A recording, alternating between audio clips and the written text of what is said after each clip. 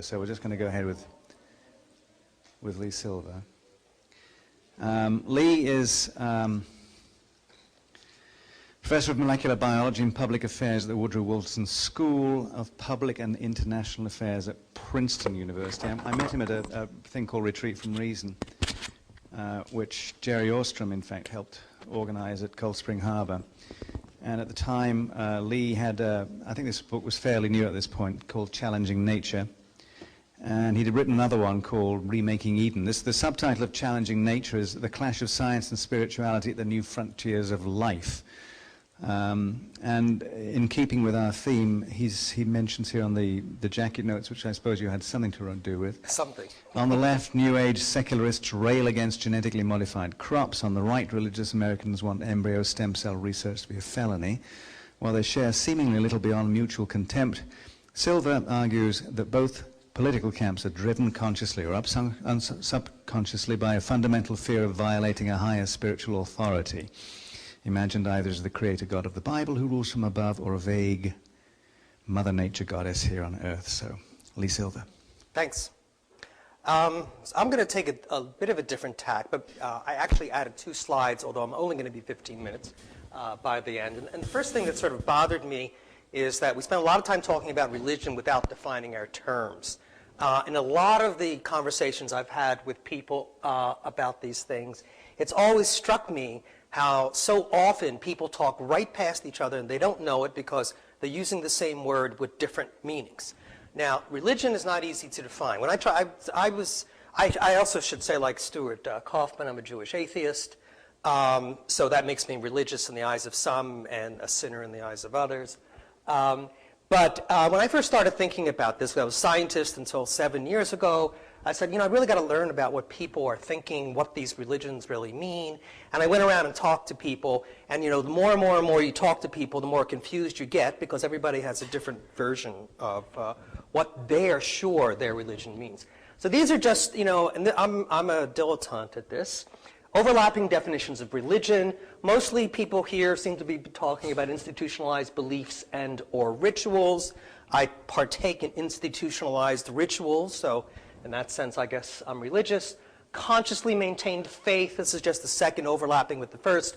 Consciously maintained faith, unsupported by facts or in spite of facts, I would say is another part of the religion sphere. And the third part is a belief in the supernatural. And those don't all have to go together. Sometimes they do, but they don't have to go together. Religion, people can be very spiritual, supernatural, and not necessarily belong to an institutionalized version. You travel around the world and you discover that normative behavior in other places is not the same as it is here. This is in Ghana, where I went, where evangelical Christians have come and made a big impact, and so everybody has this religion. In this town, Elmira is what it's called. I went to this town, stayed here for a couple of days. My family, they have 78 gods. There are 77 gods, each one of which guards a particular neighborhood. The gods are invisible, and their main duty is basically to make sure that women don't cheat on their husbands. You see, and then every week they travel to the church and they tell the priest who's cheating, and it's a great system, right? And then the 78th god is Jesus, and he's kind of the supervisor of this other 77 gods. And now a lot of what they do, that sign over there says "accept the." It's not spelled right. Accept the Lord. Okay, all over the place. You see, you guys didn't know that, right? But all over the place, people are always praying to the Lord because they get unhealthy, their kids get sick, they don't know any science, and therefore, what can they do but pray? That's the only thing that's going to help them get better. Now, occasionally, this is also something that I didn't learn in school. This is in Burma, which I'm undergoing all sorts of problems here. And in Burma, Buddha is sort of the Burmese version of Jesus. That's not what they teach you in the book. But if you actually go to Burma, they're praying to Buddha, so that the Buddha spirit can come and make their children better, basically.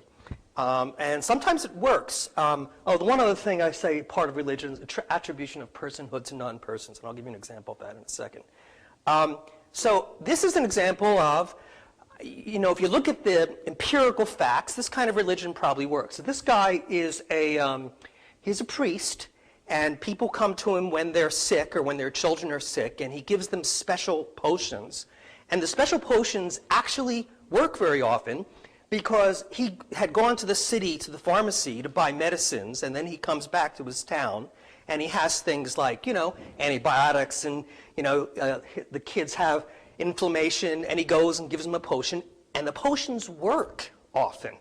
Right? So and then he gets a lot of wives. I mean, that's what he gets out of this, right? And then the people get better. So, it's hard to argue against that system. It works. It's completely, he's taking advantage of all these people, but he's making them better. So, it's fuzzy whether religion is good or bad. I think that my own personal opinion, as pure opinion, is that, that's a lot of what religion is about. These witch doctors who come actually figure out how to help people. This is my colleague, Professor George, at Princeton University. This is another way of commandeering science. So he's commandeered science and pretended that he has powers, going up to the gods. My colleague, Professor George, who I have vehemently disagreed with on many issues, who actually had a car ride with for an hour last week, a perfectly genteel car ride. He uses science in this way. I'm just going to show you this. He makes this claim, and this is what's being used in all across the United States, actually, in all of the anti-abortion cases. The scientific evidence establishes the fact that each of us was from conception a human being. Science, not religion, vindicates this crucial premise of the pro-life claim. Now, his group of people, Robbie is Catholic, and he has a huge following in this country. You may never have heard of him. He doesn't have a scientific degree, but he's a Princeton professor, so he has a huge amount of credibility.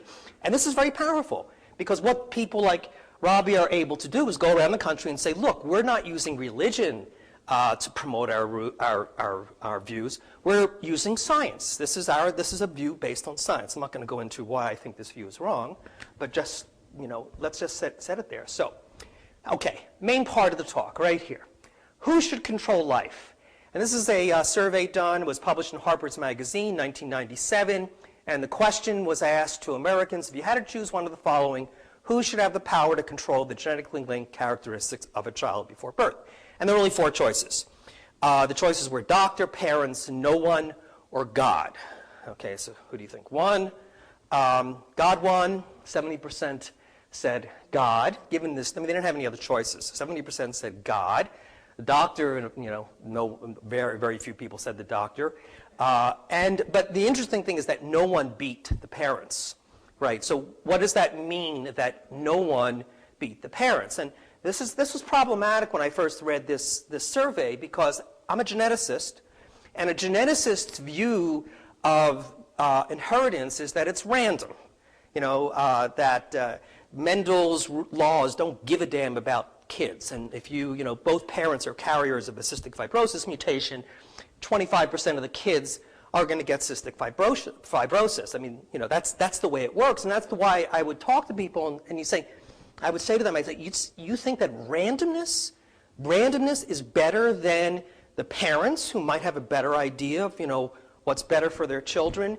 And what I discovered, I didn't go back and talk to these people, is very often it's not randomness. People don't think that nature is random. So no one is not randomness. No one is kind of nature who has this plan for the world. It's very Christian-like. I should tell you that this is a very loose belief, because in the next question they were asked, if you were expecting a kid, would you like to do these things, control the genetic characteristics? And you see, all of a sudden, forget about God, 84% said yes when it came to disease immunity. So when you're talking about a very specific thing, very quickly switch. That's what Americans are like. But again, commandeering this language, I want to show you the way to 2 little short movies in which the language of science has been commandeered, and I'm really going to focus on not the Christian, but sort of this New Age kind of language. Well, DNA, it's natural, it's the building block of life. And when the good Lord put it together, I think he did it up right. He made lots of different organisms, a complex web of life. Each one dependent on another, and so the circle it closed up tight. So that's a little piece. So it's from a movie that's an anti-genetically modified crop movie. The whole notion that, okay, how do you put science and religion together? well, we know about DNA. God used DNA. God, that was the material substance. This guy, whose name always escapes me, he's a physicist. Sorry? Yes. Okay. Listen to what he has to say. Again, he sounds scientific. He accepts evolution. Life has evolved for over 3 billion years, and there's a wisdom in the organization of natural living systems, of ecosystems, living organisms, that we should take to heart. So he's basically saying that nature is not just randomness and natural selection. He's basically saying wisdom. There are some godlike, nature is a godlike entity, is basically what he's saying. And this is from, I'm just showing a little piece from an advertisement from, again, an anti-genetic engineering group. Actually, this was signed by people like the Sierra Foundation, others. It said, let nature be the measure of our actions. I mean, to me, this sounds very Christian-like, except that it's nature instead of God. So where does this come from? And I'm going to show you polls. There was a little earlier we were talking about the polls. This is actually a survey done by International Social Survey Program, Religion 2. They looked at European countries. They only looked at 2 countries in the Western Hemisphere, Chile and the USA, and you had to decide among 5 different things what your beliefs were. Okay, and you can see all of the Americas, personal God belief is very strong. Personal God is you pray to a God and God listens to you and responds to you. And in Europe, as you can see, it's gone down. So the traditional Christianity, Christianity was, Europe was totally Christian. And then after World War II, as we all know, it's gone down. Every one of these, except for Austria, and almost Austria as well, is below 50% belief in a Christian version of a God. So what has happened is that, so these are the other categories. A lot of people call themselves atheist agnostic, but then there's a huge group over there on the right. This is what happens when you go from no God. Some people become atheistic, but then you have, I don't believe in a personal God, but I do believe in a higher power of some kind. And so what they do is they substitute. You reject the Christian God because it doesn't make sense to you in your secular education, and you pick up this higher power notion. Now, one of the things that surprised me, because I spent a lot of time in France, is that France actually only had 15% who answered the question this way. 37% of the French claimed to be atheist or agnostic. And yet, if you spend any time in France, and this is what I call post-Christianity, if you spend any time in France at all, and you look at pharmacies on almost every street corner, you notice that there's homeopathy. Like here's on the left, there's homeopathy. Most pharmacies have a huge section devoted to homeopathy. 50% of the French people have used homeopathic cures. Homeopathy was invented in 1810, and there's a dogma. Homeopathy is a specific thing, and it's the idea that disease is caused by a spiritual vital force that becomes deranged, and the cure is consumption of a good spirit, uncontaminated with profane matter that pushes out the bad spirit. Now, that is a spiritual, religious belief that at least 50% of the French people buy into. So when you say you're an atheist or agnostic, it's not even clear what that word means. You may say you're an atheist vis-a-vis the Christian God, but you might have these other kinds of spiritual beliefs. So I don't even know what atheist means anymore. Traditional Christian mythology is, a single God created the world. It's monotheism. God has a master plan for the future, and this is from the front of Notre Dame in Paris. This is the master plan on Judgment Day. All the people rise from the graves, and there's Saint Michael and the devil, and they're weighing souls. So there's all this battle going on, and if your soul is good, you're going to go up to heaven, and if your soul is bad, you go to hell. And this has been transformed.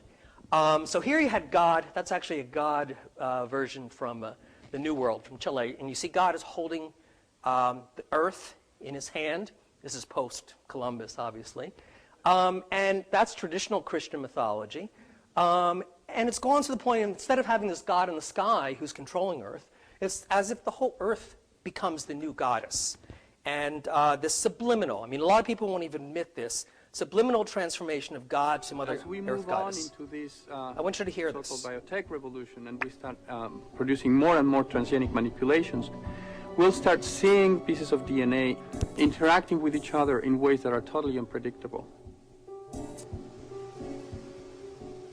we have the potential of ending up with green deserts, where you don't see the difference.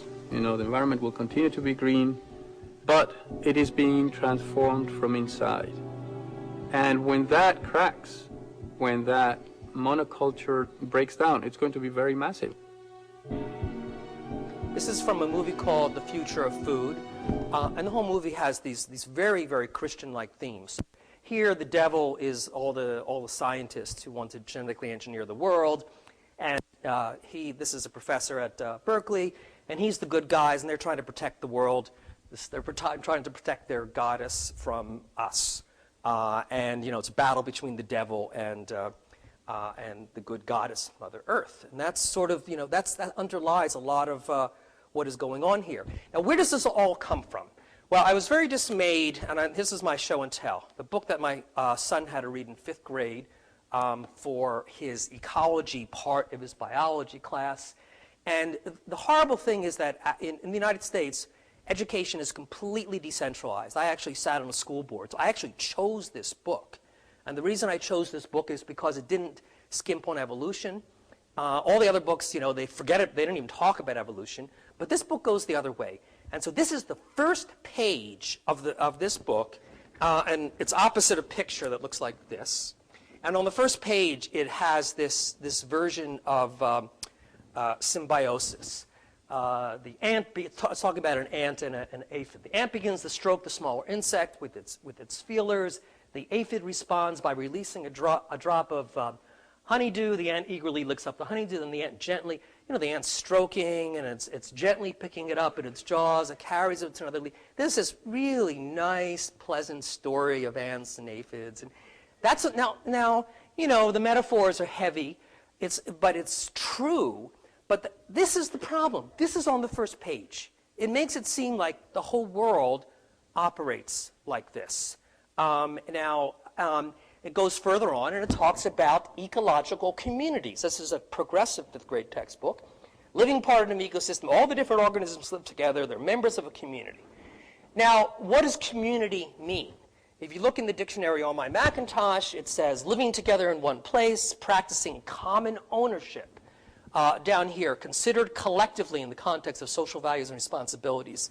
And these are the definitions that you get for community. Sharing common attitudes, interests, and goals. So it's a commonality. Everybody's working towards the same goal. And so you can see, these are words, right? Ecological community may mean one thing to an ecologist, but to 5th grade kids, it means, everything is nice and working together like a Disney cartoon.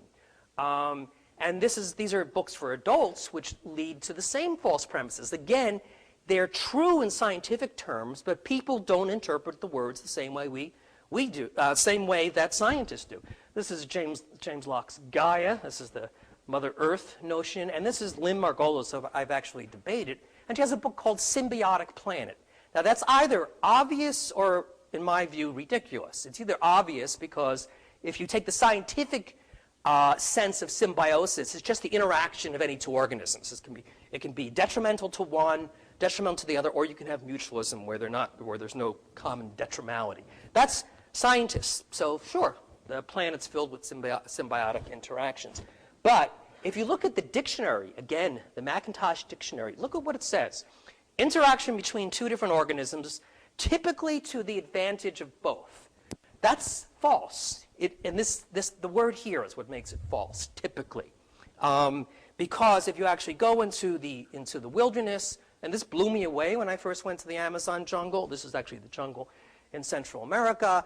It's hard to find mutualism. All around, organisms are killing each other, basically. The reality is everybody's trying to kill everybody else. It's survival of the fittest. Very, very few organisms live to old age. And you really go into the jungle, you just see this. This is absolutely rampant. It'll blow you away, totally different than the impression that's given by my son's 5th grade book. And so I wanted to see, nobody had ever asked this question, so I wanted to probe my students. Princeton's it's ranked #1 in USA Today report for universities, whatever that means. Harvard thinks it means nothing. But I wanted to ask them, these bright kids, on the conservative side in general, I really wanted to ask them this question. So this is the question. I had a survey that I did, whole series of questions asking whether they believe in in a human soul, whether they believe in lots of other things, this is the last question. Do you think that an ecosystem / biosphere has a unified spiritual component? I was very, very specific. In other words, does the Earth have a spirit, a Gaia-like spirit? And this is so shocking, is that 16 to 70% said yes. Look at how many said maybe. I mean, essentially, if you add together the yeses and the maybes, a huge number of conservative Princeton students believe that the biosphere might have a spiritual component. And that is religion. It's not the Christian religion, but it's a post-Christian religion. In fact, it's a very post-Christian because it's still monotheistic. When instead of a god in the sky, the goddess of earth is the replacement. Just to show you another picture of 2 more slides, this is a picture of what many Europeans, I love it. This is the Loire Valley. I go there all the time. It's fantastic. And this is what Mother Nature means to lots of people, this really nice scene like this. There's almost nothing in the slide that would have been there if humans didn't put it there. The crops that are growing come from the Middle East, the weeds. They've undergone selection to grow well along the road and the crops. Pollen studies from 1,000 years ago show that all of the major plants from 1,000 years ago, none of them are now. And these were all things that became selected either purposely by humans or secondarily to grow in this place. And this used to be totally forested with these big, green, evergreen forests. Then you have these pleasant little trees. Nothing here is really what would have been, nothing here is natural in the sense of having been there if mankind didn't come through.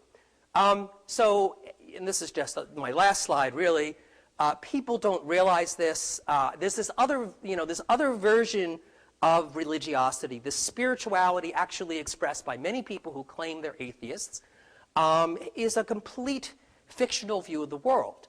I mean, even so much as, the ecologists who wrote this book, who didn't say anything that was wrong, but just in the way that they placed the information, gave you a false impression. Okay? This is the reality of the world. The reality of the world is almost nowhere in the world where people live is there a native ecosystem. And these are just all kinds of domesticated animals and plants that have gone around the world. So that's my last slide. Thank you.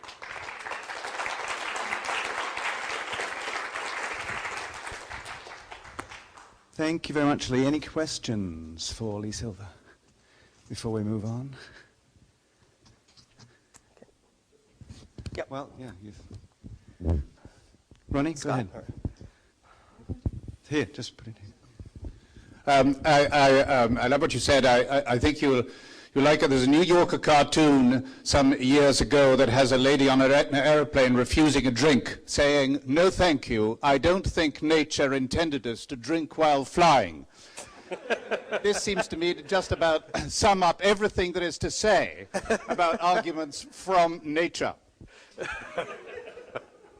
Thank you. Scott, one very quick. Can you wait? Wait. Call it stealth religion in the countryside. Just a comment. People have no idea that homeopathy has that origin. Well, they're buying stuff. Yeah, I know. And it's like another place where you're commandeering science, trying to show that, well, we know there are no molecules in the water, but the water has memory of. It's all this nonsense. But this is what the homeopathics practice. They actually have to go back to the books.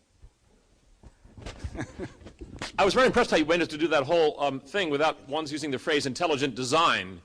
And I just wonder if you could sort of see where that, I think I know where it fits into your agenda, but I'm just curious.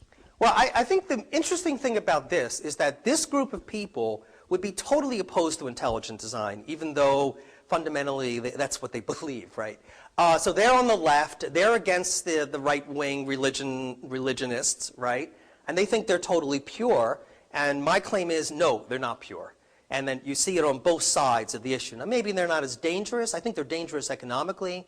Maybe they're not as dangerous, in terms of violating you as a physical being. But I think it's the same thing. It's all this notion of spirituality and supernatural, failure to know anything about history, failure to know what, that corn Where does corn come from? Well, nobody knows. I mean, because the kids don't get taught. And you know, anybody can look at this book if they like. Reading this stuff where they get this propaganda in 5th grade without, and it's all propaganda, you don't even know it. Ending up with, you know, half of the students at Princeton University thinking that it's a possibility that the whole biosphere is a unified spirit. That's dangerous. That's as dangerous to me as, you know, intelligent design and all of those things. All right, so thank you very much, Lee.